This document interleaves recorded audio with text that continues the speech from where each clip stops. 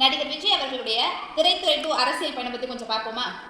நாளை தீர்ப்பு அப்படிங்கிற படத்துல தான் அவர் அறிமுக நடிகர் ஆகிறாரு. அவருடைய வயசு என்ன அப்படின்னு பார்த்தா 18 தான்.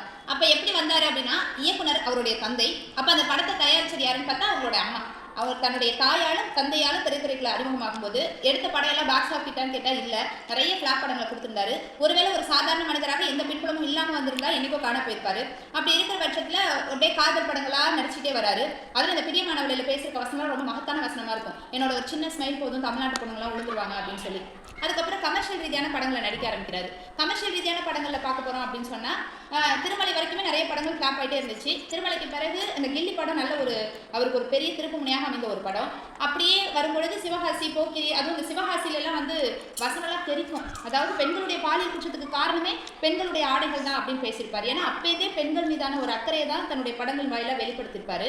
அப்படியே நடிச்சுட்டே வரும்போது ஒரு 51 வயசுல நடிப்புல உச்சம் பெற்றுட்டாரு. பொருளாதார ரீதியாகவும் சரி, பணத்திலையும் ஒரு படத்துக்கு 270 கோடி 278 கோடி வாங்குற அளவுக்கு வளர்ந்துட்டாரு.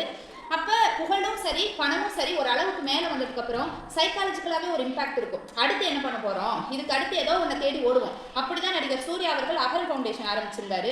இப்ப வரைக்கும் வறுமையினால படிக்க முடியாத நிறைய பிள்ளைகளை தன்னுடைய பணத்தால படிக்க வச்சு நிறைய மருத்துவர்களையும் இன்ஃபோசிஸ் போன்ற பெரிய பெரிய நிறுவனங்கள்ல வேலை பார்க்கக்கூடிய மாணவர்களே அவர் உருவாக்கி இருக்காரு. அதே மாதிரி தான் ராகவா லாரன்ஸ் அவர்களும் மாற்றுத்திறனாளிகளுக்கு, திருநங்கைகளுக்குலாம் உதவி செஞ்சுட்டு வராரு.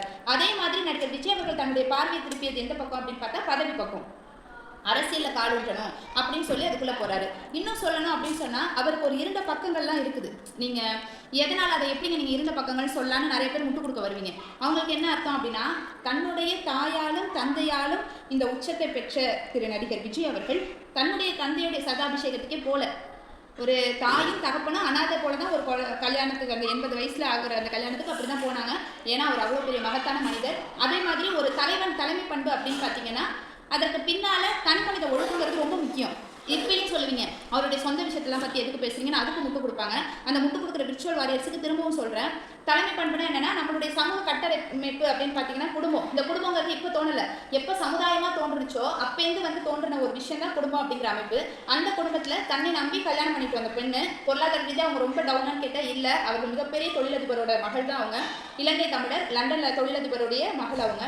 அவங்கள 27 வருடமா தன்னுடைய மனைவியா இருக்கும்போது பார்த்து கட்டின நீலாங்கர வீடு, மனைவியும் கணவனும் பார்த்து கட்டிய ஒரு வீட்டில் அவங்க வந்துட்டு போகிறதுக்கு அனுமதி கிடையாது. பொருளாதார தேவைகள் வந்து அப்படியே சுருக்கிட்டாரு, எதுவும் கொடுக்கறது கிடையாது. அப்போ இதுவே பெண்களுக்கு எதிரான வன்முறை தான். அப்போ அவர்களுடைய பிள்ளைகள் எந்த நிலையில் இருக்காங்க அப்படின்னு பார்த்தா அசோக் பிள்ளையில தங்கியிருக்காங்க, ஒரு குழந்தை வந்து பிஜியில் தங்கியிருக்காங்க. அப்போ இதெல்லாம் பார்க்கும்போது ஊருக்கெல்லாம் நான் தாய்மாமன் வசனம் பேசுகிறவர் ஒரு நல்ல தகப்பனாகவே இல்லை. அப்ப ஒரு தலைமை பண்புக்கு பின்னாடி இருக்கிற சுய ஒழுக்கம் என்பது அவருக்கு இல்ல.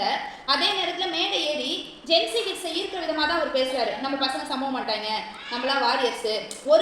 ஒரு தடவை கூட ஏறி படிப்பை பாருங்க, படிங்க, எதுக்கு பின்னாடி வரீங்க, எதுக்கு செத்து தொலைறீங்க, 41 பேர் செத்து தொலைஞ்சப்ப நான் வரல யார் வீட்டுக்கும். இப்ப தஞ்சாவூர்ல ஒரு பையன் கடைசியா வந்து உயிருக்கு போராடிட்டு இருக்கப்ப நான் போய் பார்க்கல, ஆனா எல்லாருடைய கல்யாணத்துக்குலாம் போவேன், பெரிய பெரிய ஆளுங்களோட கல்யாணத்துக்குலாம் போவேன். நீங்களாம் செத்துட்டாலும் நான் வரமாட்டேன், உங்க அம்மா அப்பா தான் உங்க தலைமாட்டில் உட்காந்துட்டு அழுவாங்கன்னு சொல்ல வேண்டிய இடத்தில் இருக்க வேண்டிய அவர் மேல தூபம் போடுறாரு. தன்னுடைய அந்த பிரபலத்தை பயன்படுத்தி, செலிபிரிட்டி அப்படிங்கிறத பயன்படுத்தி மேல தூபம் போட்டு இதை எதை நோக்கி இழுத்துட்டு போகுது அப்படின்னா, ஜென்சி கிட்ஸ், அதுவும் குறிப்பா முதல் முறை வாக்களிக்கிறாங்கல்ல அவர்களை நினைத்து அவர்களுடைய பெற்றோர்களாக இருக்கிற எங்களுக்கு பதறுகிறது. நீங்க எதை வந்து காட்டுறீங்க, நான் யார் தலைவன் அப்படிங்கிறது ரொம்ப முக்கியம். அப்ப நீ எந்த தலைமை பண்பு நீங்க காட்டுறீங்க அப்படிங்கிறது இங்க ரொம்ப முக்கியமா பேசப்படுது. இதுக்கு என்ன கேட்பீங்க அப்படின்னா பயம். அதுக்கு தான் இந்த வீடியோன்னு சொல்லுவீங்க. கண்டிப்பா பயம் கிடையாது.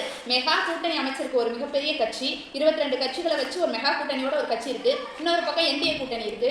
இப்படிப்பட்ட கட்சிகளா இருக்கும்போது எந்த கூட்டணியுமே இல்லாம எப்படி நீங்க குடும்பத்தை தனிச்சு விட்டீங்களோ அந்த மாதிரி உங்களை தனிச்சு விட்டுருக்காங்க இன்னைக்கு. அப்படி இருக்கிற நிலையை நீங்க ஜெயிக்கிறதுக்குலாம் வாய்ப்பே இல்லைன்னு எனக்கு மட்டும் இல்ல, உங்க விர்ச்சுவல் வாரியர்ஸுக்கு தெரியும். ஆனாலும் இது முழுக்க சமூக அக்கறை உள்ள ஒரு பதிவு தான். நன்றி, வணக்கம்.